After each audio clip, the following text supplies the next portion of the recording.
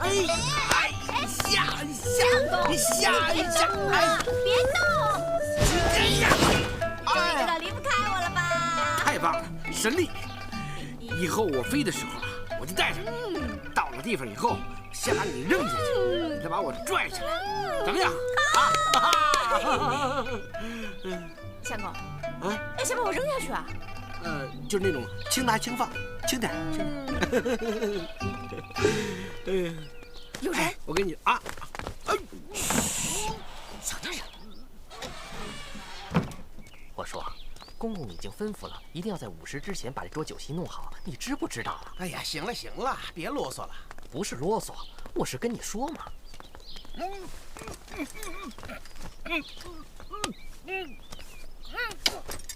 干什么？你不知道男女授受不亲吗？还不亲？你刚才都那么大一声了。那是差点把我憋死。你听见他们说什么了吗？没听见。他们说什么？公公。公公怎么了？太监。太监又怎么了？哪里有太监？有皇上的地方才有太监呀。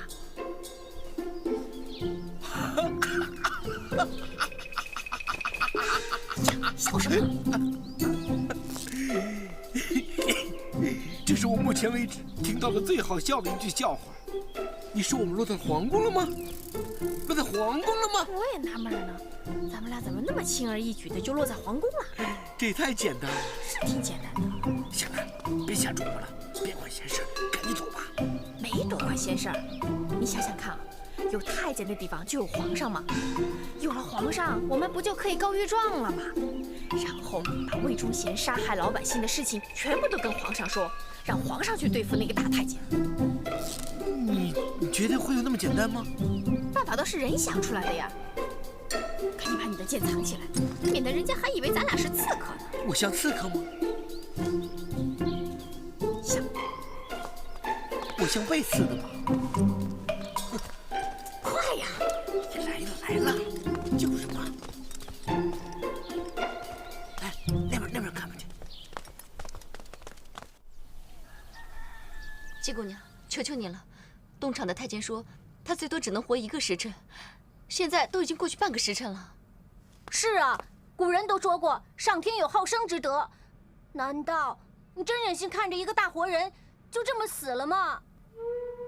娘，你就救救他吧。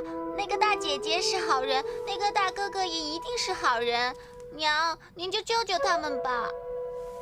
不是娘不愿意救他，只是……玉莲，也许你确实有什么难言之隐，但是救人一命胜造7级浮屠。如果可以的话，帮帮他们吧。况且这位姑娘还是咱们家的恩人。好吧，我可以答应你救他，但是你们必须答应我，等他的毒一解，必须马上离开，而且绝不能把我给他解毒的事告诉任何人。好，我答应你，我什么都答应你。哎，对，大丈夫一言既出，驷马难追。我绝对不会把你救英雄哥哥的事说出去的。墨竹，帮我把药包拿过来。好。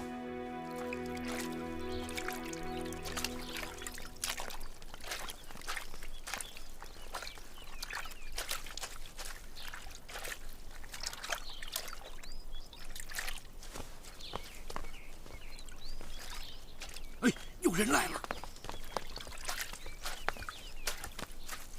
小瘦子，把这些帽子洗洗，还有跟我到屋里把被单褥子也拿出来洗一洗。好，咱们这就走。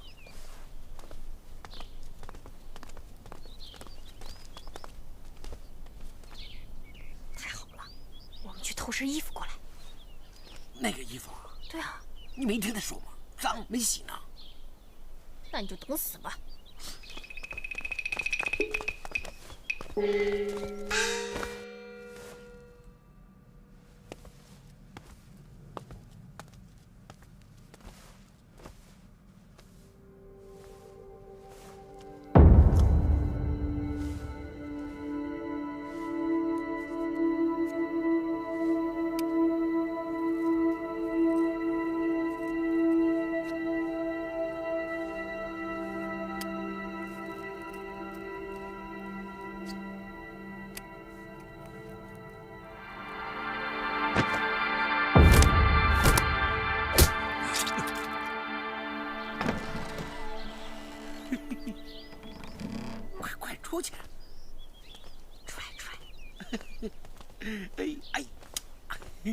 挺合适啊。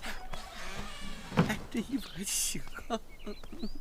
帮我。你们两个大白天偷偷摸摸的躲在柴房里干什么？啊，我们没干什么，没干什么。还说没有？没有，这是不是干了什么见不得人的事儿啊？没，那个柴房能干什么见不得人的事儿啊？您说是吧？哎，其实你们不说我也知道。想当年我是过来人，能理解。你什么时候过来的？别跟我嬉皮笑脸的。我以前怎么没见过你们两个呀？老实说，到底哪儿来的？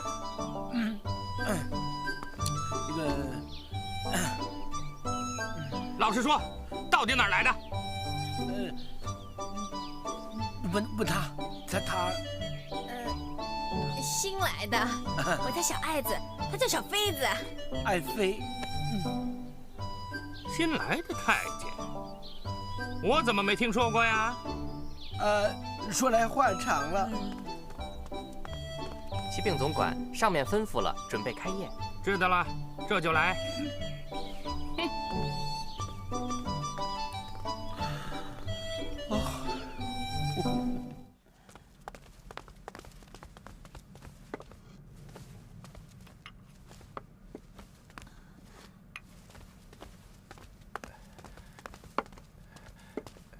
玉莲，我能帮上什么忙吗？你帮我烧点开水吧。恋人中毒太深，昏迷不醒，解药必须拿开水调和化开，才能给他服下去。我很奇怪，为什么你知道怎么给那个人解毒？别多问了，你再不去烧水，就耽误救人了。好，我这就去。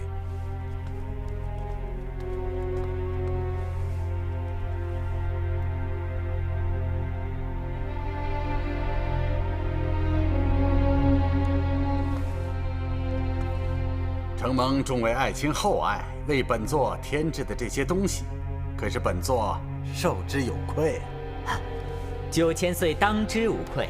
如今满朝文武皆心向9000岁，认定您才是真命天子。看来9000岁登基金銮，统摄天下，只不过是时间问题了。祝9000岁早日登基金銮，统摄天下。倘若真有那么一天，那众位爱卿就是开国的功臣。来来来。 今天咱们一醉方休，赐座。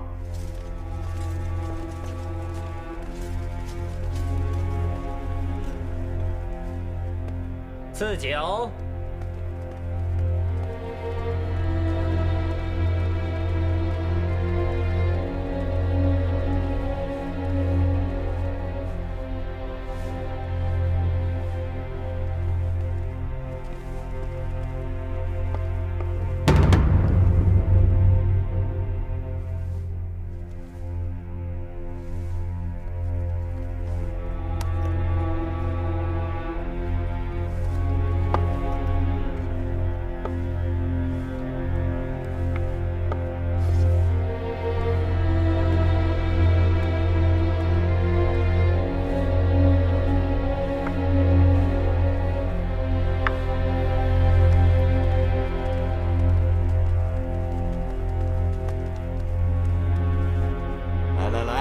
本座第一杯酒，敬众位爱卿。谢9000岁。9000岁，那他就是魏忠贤那个老贼了。糟了，这下进了狼窝了呀！哎呀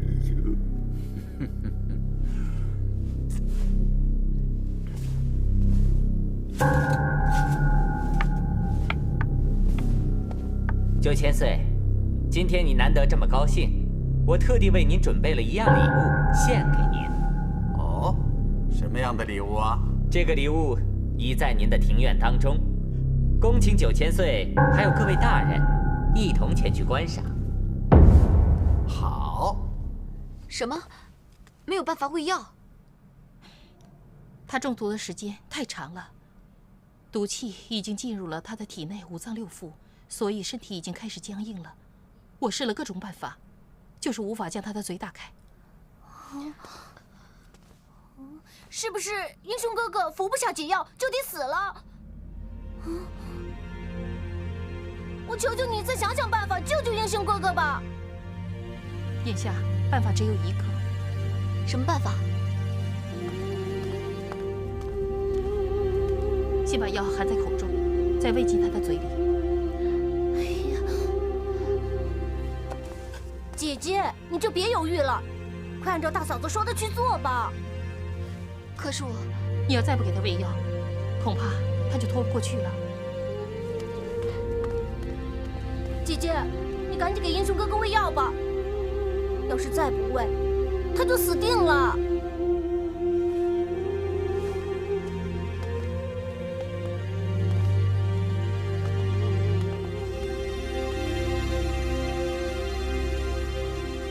姐姐，你赶紧给英雄哥哥喂药吧。你是英雄哥哥未过门的妻子，难道你真忍心看着他就这么死了？我当然不忍心。嗯。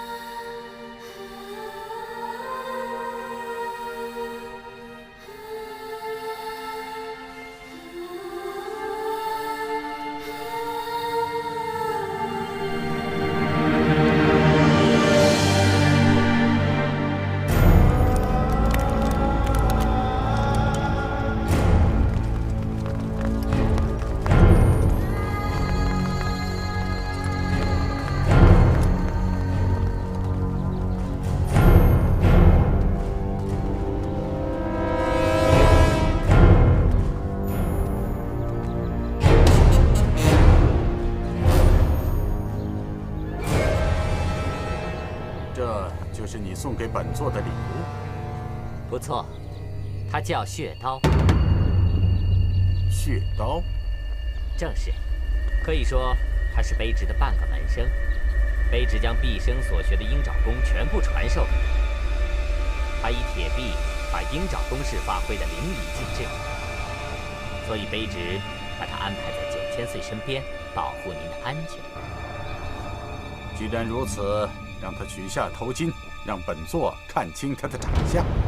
启禀9000岁，因为他犯下了不可饶恕的滔天大罪，所以他无颜以对天日，不肯拿下面罩，请9000岁见谅。哦，无颜以对天日。正所谓知人知面不知心呐，一层黑纱难道可以遮住天日？你们说呢？9000岁所言极是。本座最恨的就是背叛，不管他为什么背叛本座，我都要他付出代价。不知道是谁想和9000岁作对？难道不要命了吗？但是有些人啊，他就是不信这个邪。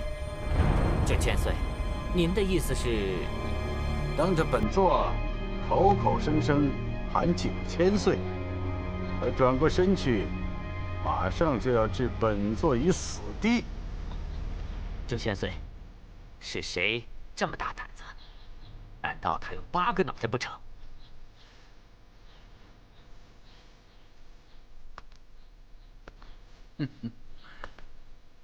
于将军，怎么样？昨天晚上在你家聊得挺开心的，哈哈，一口一个阉狗，骂得挺痛快的呀。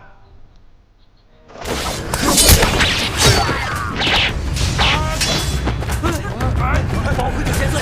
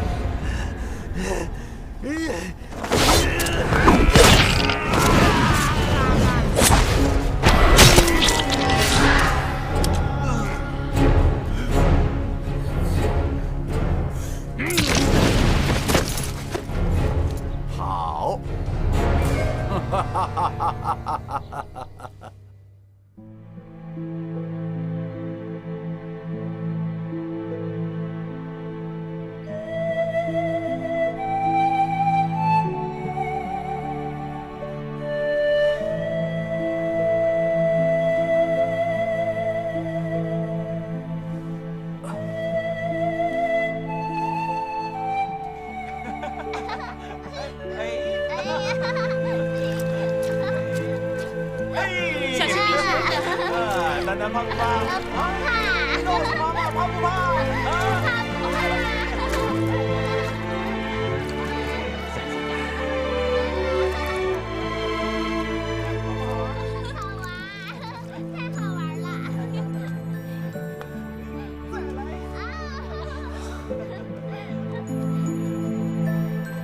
英雄哥哥，你可醒了！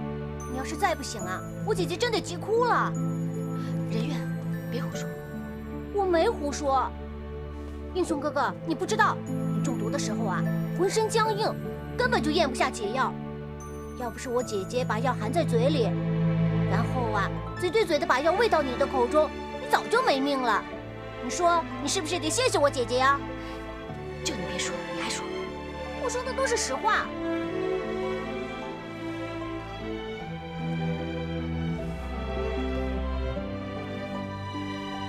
谢谢你，冬青。光用嘴巴说有什么用啊？你是不是得来点实际行动报答报答我姐姐呀？比如说，早点跟我姐姐成亲。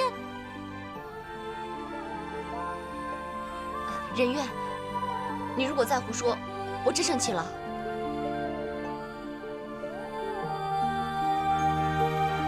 好，不说这些了，说点别的。英雄哥哥，那位大嫂子虽然凶了点儿，不过医术确实挺厉害的。大嫂子？哪个大嫂子？她是你的救命恩人，是她给你解的毒。这里啊，是她的家。啊，既然如此，我们得好好感谢她。我不需要你感谢我，我只要你马上离开，就当你们从来没来过这个院子，没进过我家。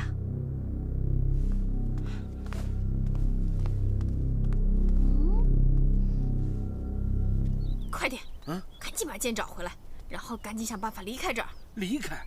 你不是说咱们要留在这儿对付魏忠贤那个大奸贼吗？哎呀，杀什么魏忠贤啊？那不是你刚才说的吗？本来以为这是皇宫呢，可以进来告御状，没想到这住的是魏忠贤那个老太监。刚才看到那个血刀没有？哎呀，简直是太可怕了！咱们还是赶紧溜吧。对呀，要是穿着这身太监衣服死了，那才亏呢。别人肯定说这俩死太监，我还没成亲呢。我不也没成亲吗？讨厌，讨厌，讨厌！干什么？我总不能穿着这身衣服跟你成亲吧？告诉本座，你为什么叫血刀啊？因为我有深仇大恨，所以叫血刀。那你能告诉本座原来的名字叫什么吗？原来的我已经死了，名字也就不在了。可是本座真的很好奇，想知道你的真实面目。等时机成熟以后，你一定会看到我的长相。时机成熟？你在等待什么时机？等待我的仇人出现。该死的奴才！你小子该死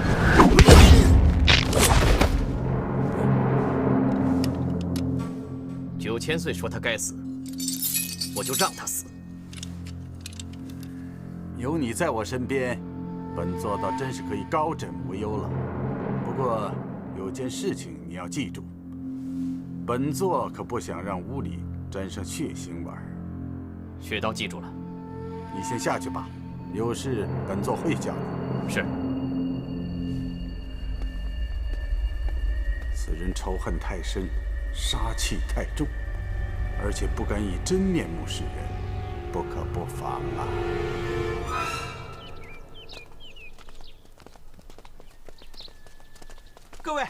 各位请留步。少侠，你的伤刚好，怎么不多住几天，等身体痊愈了再离开？我不想因为我影响了你们来之不易的幸福。我不明白少侠的意思。我看见你们一家人很开心的样子，让我觉得你们很幸福，让我也感觉很幸福。那你们可以留下来呀，跟我们一起过幸福快乐的日子。对于你们的救命之恩，有机会我一定报答。等等，少侠，你的余毒可能未清，这是些解药，带在身上以防万一吧。多谢，我们走吧。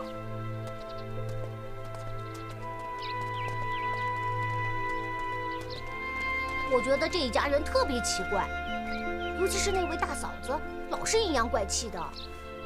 我也有这样的感觉。不过，她虽然表面上不太容易亲近，但其实是个心地善良的人。而且啊，她医术高明。上次我受伤的时候，也是她帮我治好的。只是，我总觉得她好像有什么秘密。既然别人不愿意说，我们又何必多加猜测？不过那女的一定有不寻常的过去吧？英雄哥哥，你怎么知道那个大嫂子有不寻常的过去啊？就因为她能解我身上的毒。对了，我还忘了问你，你手上的毒是怎么中的？别问了。不过我再也不会回到过去了。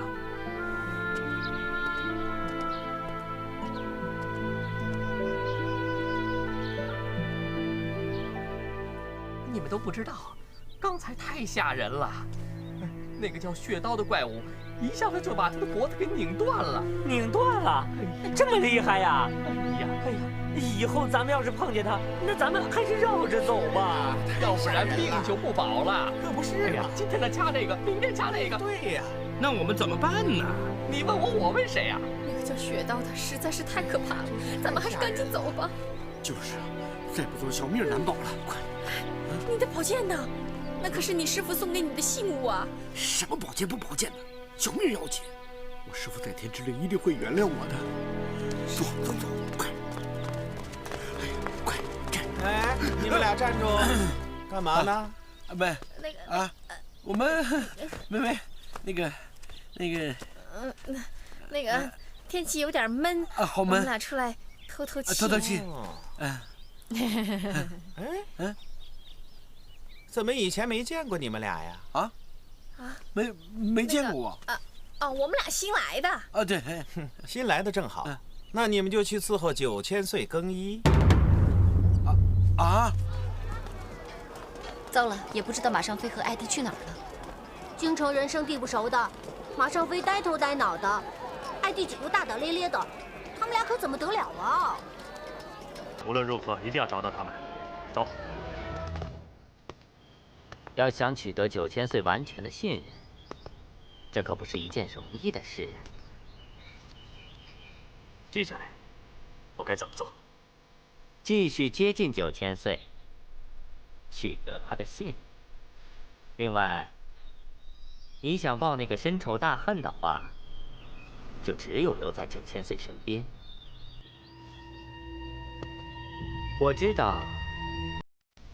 那个和你有深仇大恨的人，迟早会找上9000岁。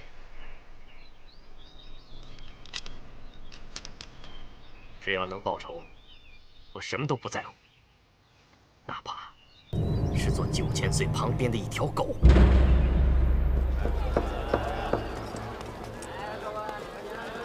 我们继续找吧，总会有个下落。姑娘，别来无恙啊！拿出你们的看家本领来，为本座好好按摩一下。那您是喜欢轻一点的呢，还是喜欢重一点的？如果喜欢重一点的，就找我；如果喜欢轻一点，就找他。有什么不同吗？哎，完全不同，大不同。您如果明天想头疼、腿疼、脑袋疼，您让他来；你要想浑身舒服，我伺候你。啊。你做的还真是很舒服。哎，你又有什么绝活啊？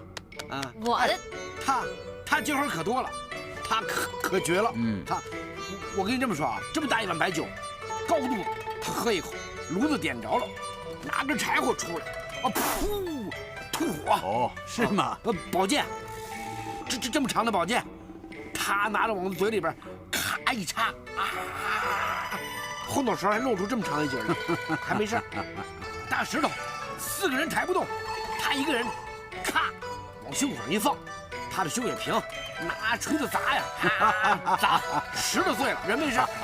小飞子，来，你看，他现在就想表演给你看。这样，等本座有时间的话，你把你们的绝活通通表演给本座看一看。准备。今天呢，先把东西放在柜子里，上锁。好，遵命。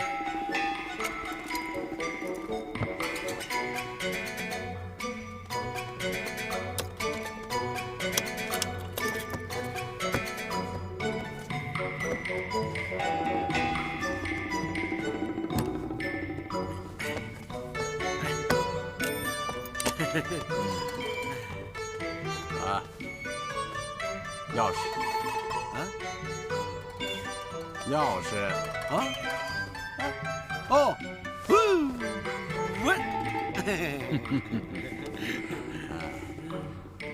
，9000岁，咱们继续啊，继续。啊，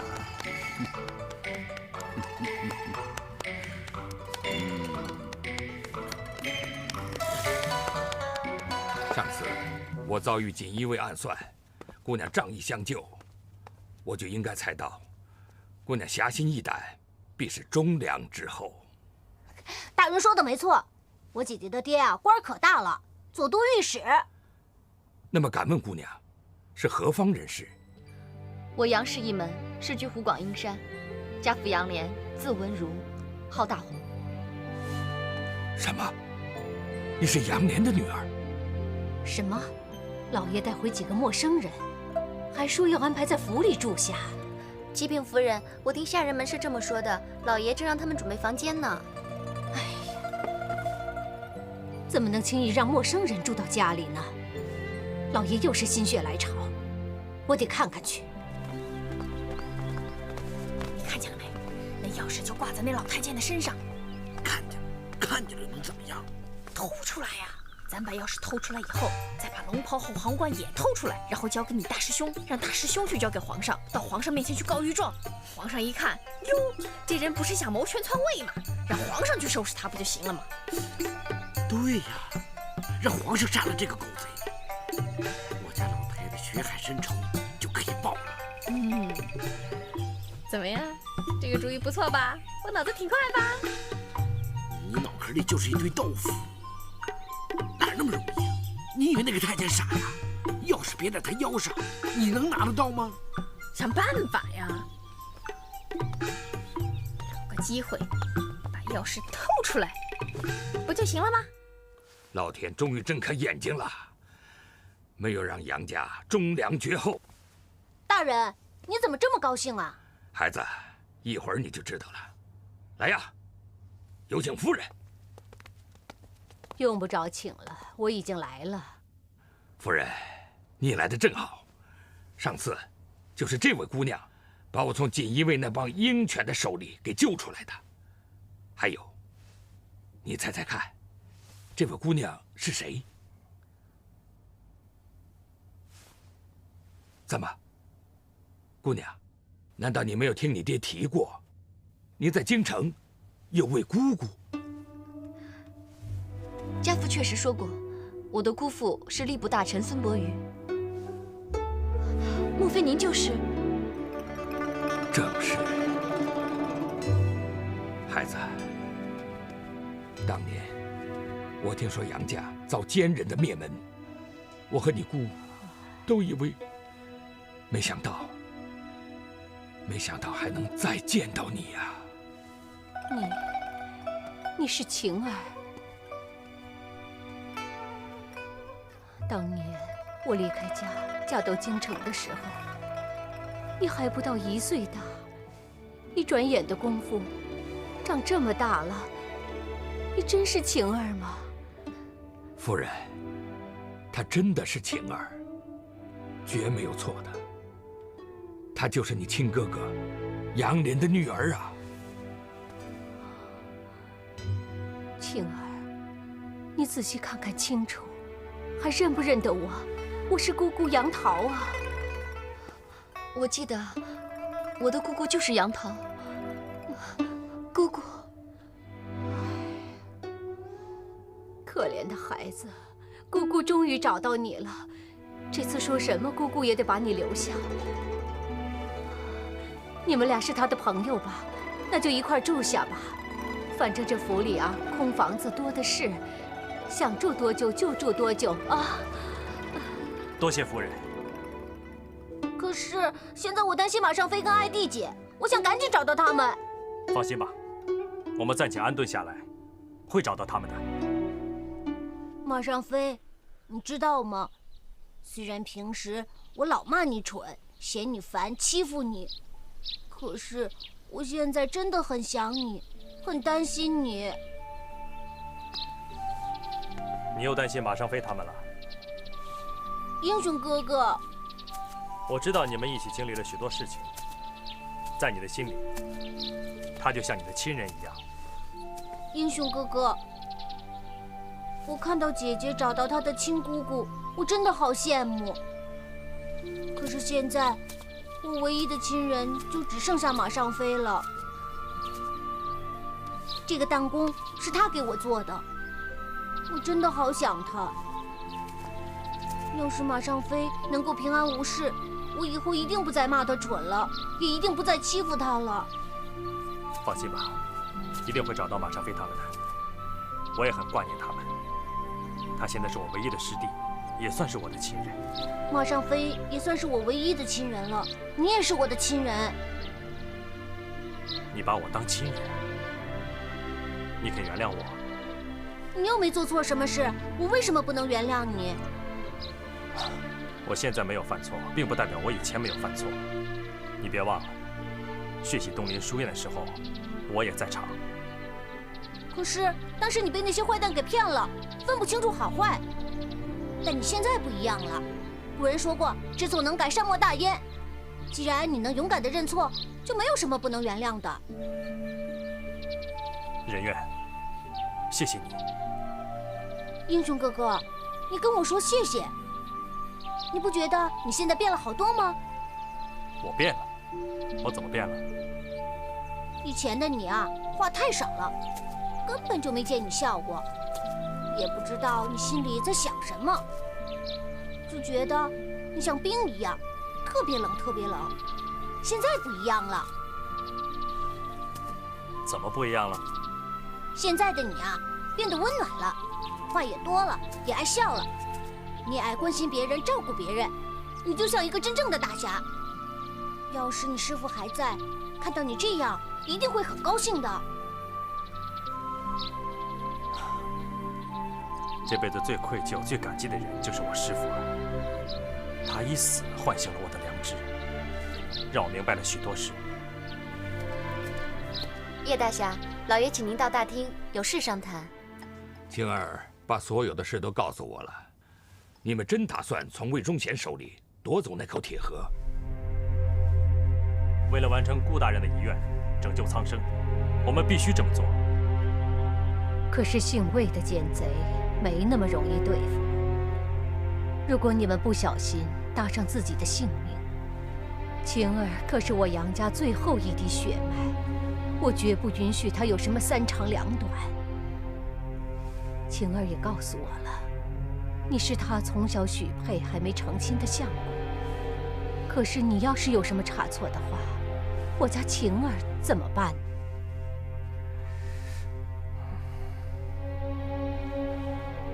姑姑，杨家的血海深仇不能不报。魏忠贤他为祸天下，他和那群阉官们如果一日不除，将会有更多的忠臣义士遭遇我们杨家一样的命运。可是，你让姑姑怎么能放得下心呢？姑姑，夫人，你的顾虑不错，可这晴儿说的也对。为了伸张正义，为了替那无数惨遭陷害的忠良讨回公道，姓魏的这条阉狗是不得不除啊！多谢姑父。只是今日阉党权倾朝野，要想对付他们，绝非易事。不如这样，明日我进朝面圣，先与皇上商定对策，咱们从长计议，争取将那奸贼一举歼灭，免得打草惊蛇，遭人陷害。孙大人深谋远虑，有劳大人了。爱卿所言，千真万确。事关重大，卑职不敢有半句戏言。没想到顾县城还准备了这么一份名册，要是咱们得到了，就知道朝中文武百官哪些可以委以重任。辅佐朕治理朝政，共挽狂澜。只可惜这份名单藏于一口铁盒之中，如今这口铁盒又落入了奸人魏忠贤的手中。依卑职所见，可否请皇上下旨，勘察魏忠贤的府邸，找出那口铁盒？可是皇上，凡事不可操之过急。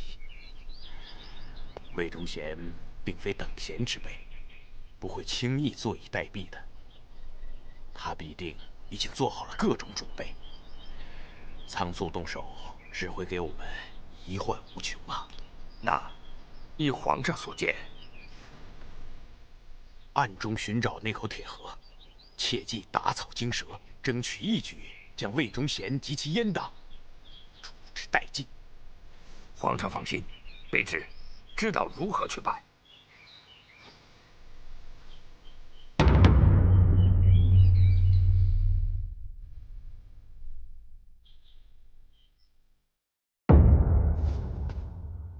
真有此事？启禀9000岁，卑职亲耳听见，决错不了。你立刻回宫，有什么风吹草动，立即回报。卑职遵旨。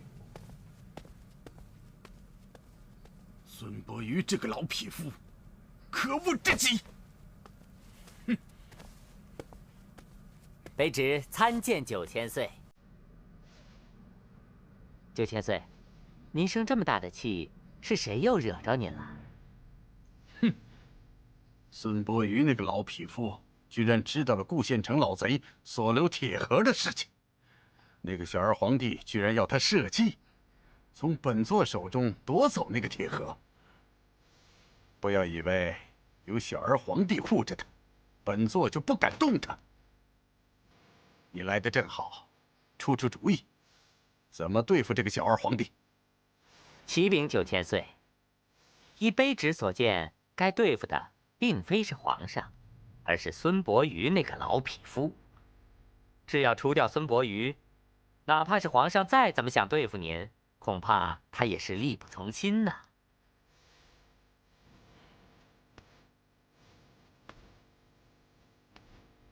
怎么说？9000岁，我想，皇上对付9000岁都是孙伯瑜从中内外勾结，只要除掉了他，皇上和外面那些乱臣贼子，就像断了线的风筝，想勾都勾不着啊！言之有理。还有呢？9000岁，你可曾记得，卑职曾经说过，要想除掉孙伯瑜，有一人是最佳人选。归营柳叶。将军，末将愚钝。现在我关宁铁骑仅8000余众，再加上各部兵勇，仍不及5万之师。倘若是正面迎敌，损兵折将不说，只怕功败垂成啊！既然如此，将军何不请朝廷火速派兵增援？朝廷现在正忙着平定内乱，指望他们即刻派兵援我辽东，时间太过仓促，远水解不了近渴呀。将军凡事为大局着想，真是难为了将军。所以我们现在只能派人盯紧敌军的一举一动，以静制动。倘若敌军胆敢正面来犯，我们也只能玉石俱焚，殊死血战了。启禀将军，山海关总兵满贵参见。什么？满贵？他怎么来了？末将满贵参见将军。相公，你看，这是我们的儿子啊！住口！议事厅内只可谈论军情，不可言说其他。来人，山海关总兵满贵擅离职守，拖下去斩首！将军，相公，满贵将军是我跟孩子的恩人，你怎么可以不问青红皂白就下令杀他呀？如果没有满贵将军，我与孩子早已经死在那些乱军的手里了。是啊，将军，凡事得先弄个明白再说。不要再说了，现在敌军直逼长城脚下，满贵身为山海关总兵，竟敢擅离职守，这犯的就是不可饶恕的死罪。启禀将军，末将死不足惜。可是末将扪心自问，尽忠报国，什么时候临阵退缩过？末将不服。大胆！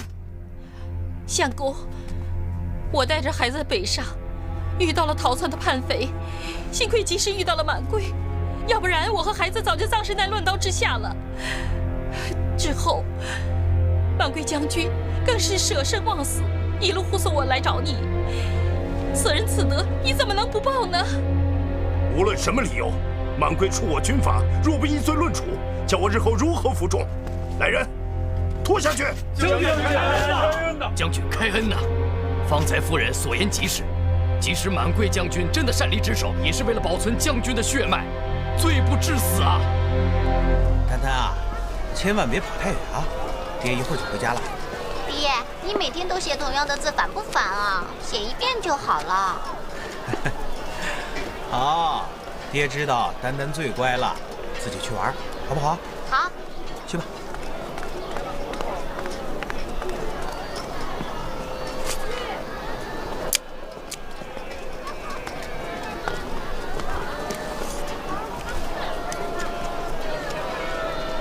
小朋友，你叫丹丹吗？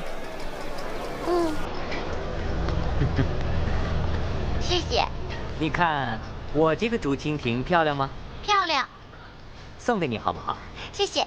先等等，你得先帮我办一件事儿。什么事儿啊？把这个锦盒交给你娘。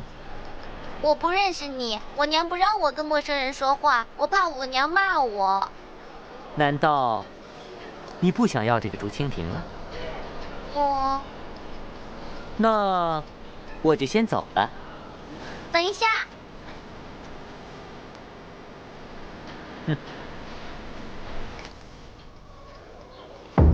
丹丹真乖。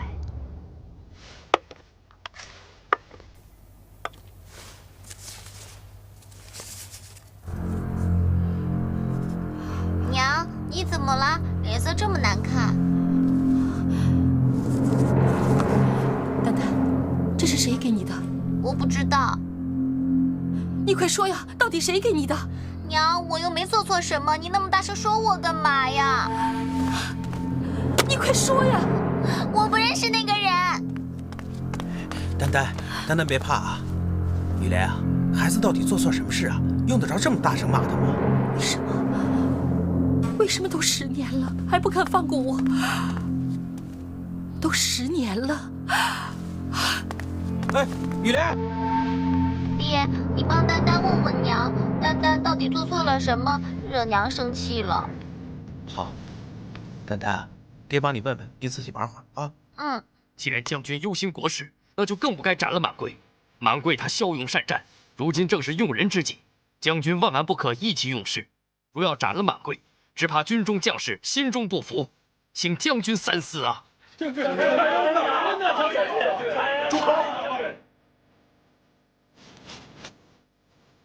你们都起来吧。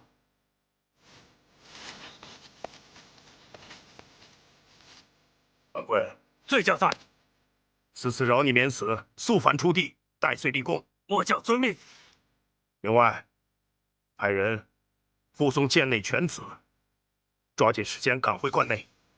还请将军容禀，为了夫人和孩子的安危，还请将军暂时将他2人安置在驻地的府内吧。满贵，你还敢抗命？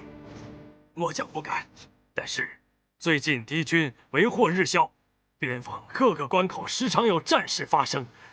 若在此时将夫人和孩子送走，沿途易遭不测呀。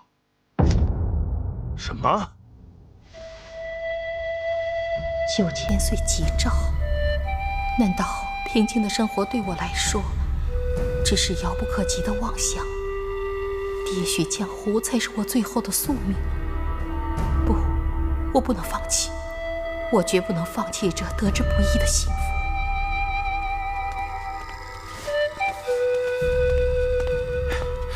雨莲，相国，告诉我出了什么事？我有事儿出去一下。去哪儿？你别问了，我去的地方，你还是不知道的为好。你是我娘子，你去哪儿？难道我都不该问、不能问吗？你我夫妻10年了，为什么你总好像有很多的秘密不愿意告诉我？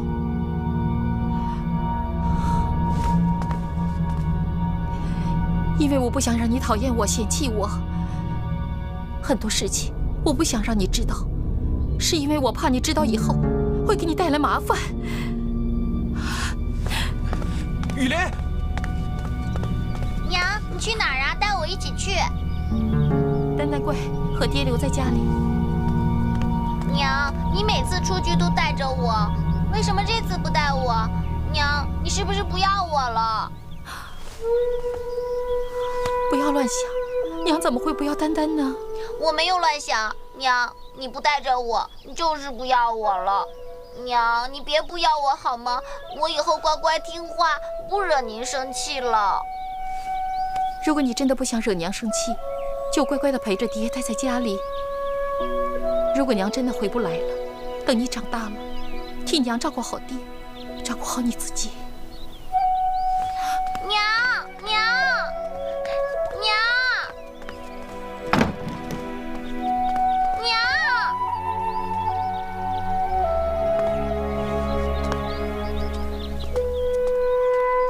爹，娘还会回来吗？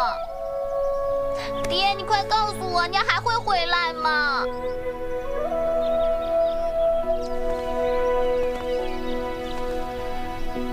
爹不知道。铁盒里列在名册上所有的人，必须都得死。想从本座手中夺走铁盒的人，更是一个都不能活。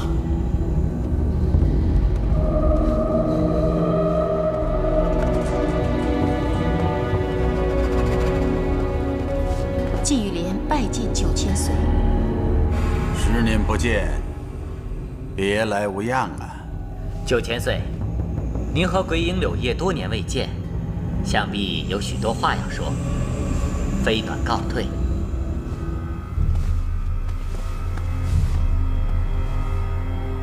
起来吧，你是本座的座前爱将，无需行此大礼。民女不敢起来。在本座面前，你还自称民女？别忘了，你可是本座亲自赐封的神机营第1位女千户。起来吧。10年前，我就已经不是了。什么意思？今日前来，是想将这令牌奉还。你想退出神机营？望9000岁成全。要不是因为你，本座也不会得到先皇的信任，成为1人之下、万人之上的9000岁。你一定还在生气10年前本座把你当成了一颗弃子吧？玉莲不敢。其实你错怪本座了。本座知道你武艺高强，一定能够全身而退，所以才要你配合本座扮演了一场刺杀先皇的假戏。10年来，我曾经派人四处寻找过你。玉莲，本座真心的希望你能够给本座一个补偿的机会。9000岁严重了，您对我有养育之恩，玉莲不能不报。既知如此，为什么你还要退出神机营呢？本座待你可不薄啊！您对我恩比天高，玉莲悟之难忘。当初要不是遇到了我，你怎么可能像今天这个样子？有一个美满的家庭，嫁了个如意郎君，还有一个5岁大的可爱的女儿。9000岁，我知道一个家庭对你来说有多么重要。我也是希望你能够幸福。你不希望你的如意郎君和女儿遭到不测吧？相公对我的过去一无所知，而丹丹还是个孩子，请9000岁放过他们吧。玉莲，你又错怪本座了。本座是真心希望你能够幸福，可是幸福要靠自己去把握。这样吧，你再帮本座办一件事，事成之后，你就可以去过你原来的幸福生活了。否则，可就不好说了。9千岁分明是在威胁我，若不听命，相公和丹丹必遭不测。难道真是人在江湖身不由己吗？落魄江湖再酒行，楚瑶纤细掌中轻。10年一觉扬州梦，赢得青楼薄幸免。长公，这就是您要找的人。长空无名躲在这儿练剑，倒是挺会找地方。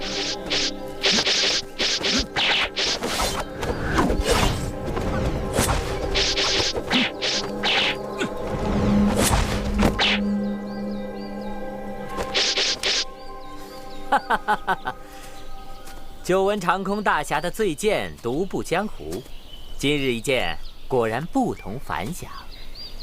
我练剑的时候最好靠得不要太近，我不想伤着畜生。长空大侠，太刻薄了吧？今天要不是为了满足大侠的心愿，我才不会冒这个险呢。有话直说，别在这里拐弯抹角。哼，那好，我就直说了吧。久闻长空大侠习武成痴，想找尽天下所有的高手分出高下。正好，我那儿就有个叫血刀的绝顶高手，我想，长空大侠一定非常有兴趣，会一会他吧。哼，这要搁在以前，我还真有点兴趣。我长空无名找遍天下高手比武，无非就是想知道失败的滋味。可我现在一切都想明白了。胜负不过是过眼浮云，我不想再找谁比武了。这我就不明白了，是什么让长空大侠如此转变？因为叶红影，是叶红影让我理解了侠者何意。叶红影，不错，我败在叶红影的剑下。败的是心服口服，是他让我看清了一切，也找回了自己。我们现在已经成了知己的朋友。你居然和叶红影成了朋友？岂止是朋友，是过命至交。好，既然如此，那你就更应该找血刀比武了。什么意思？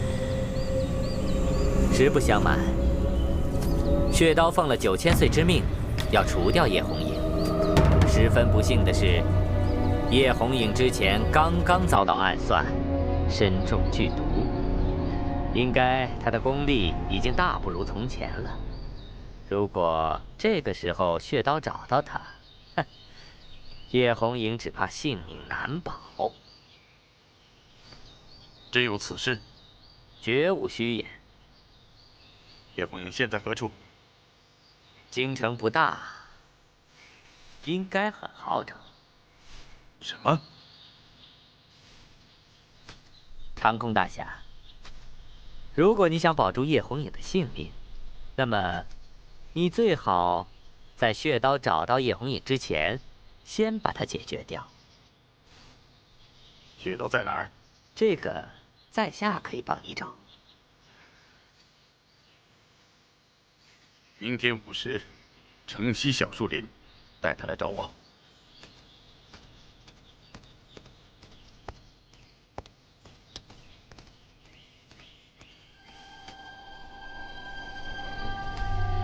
哼，好戏开场了。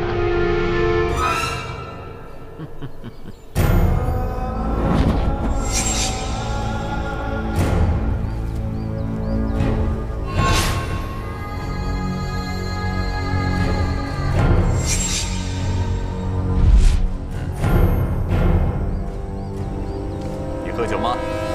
杀人之前，滴酒不沾。那杀人后呢？对酒狂歌。那从此以后，你就不用喝酒，也不用唱歌了。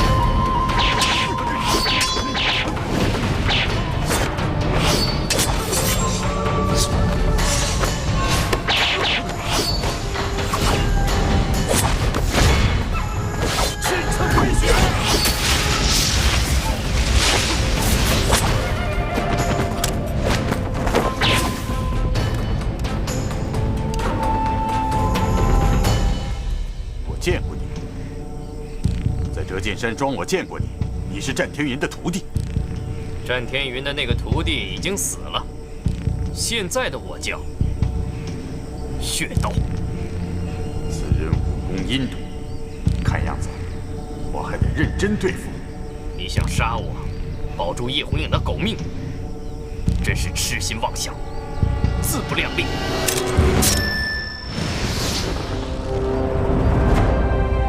能为知己者死，长空无名，死而无憾。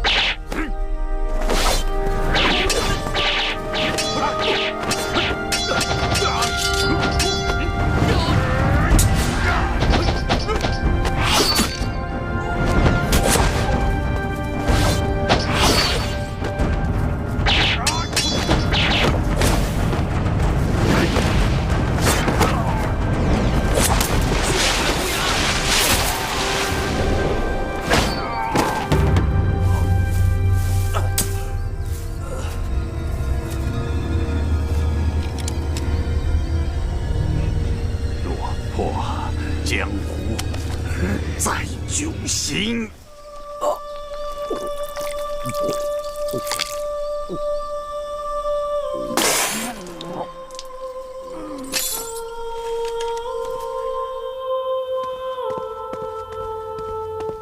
老爷，你要我准备的都备齐了。啊，有劳夫人了。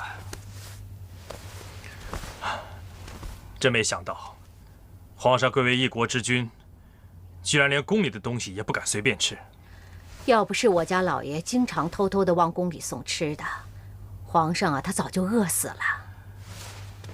魏忠贤那狗贼，狼子野心，不得不提防他在皇上的饮食中下毒啊！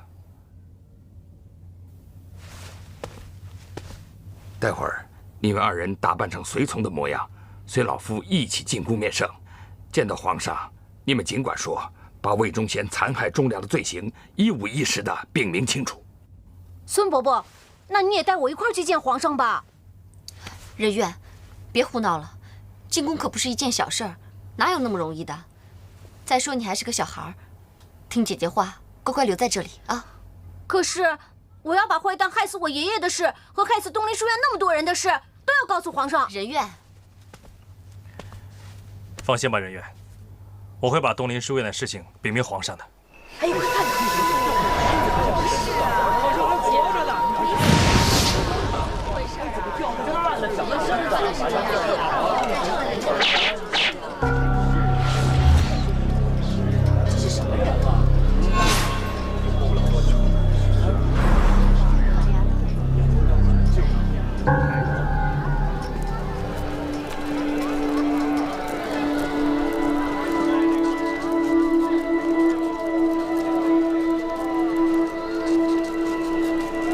待会儿见了皇上，你真的会指证魏忠贤的种种罪行吗？我会的。可是，他是你义父，在大是大非面前，我不会再做一个愚孝之人。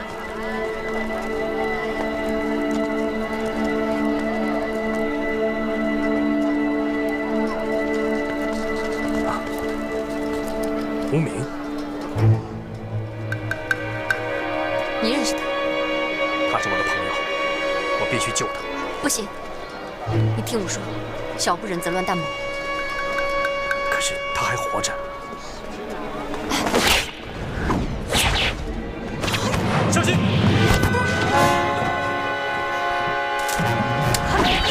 保护孙大人，快走！好。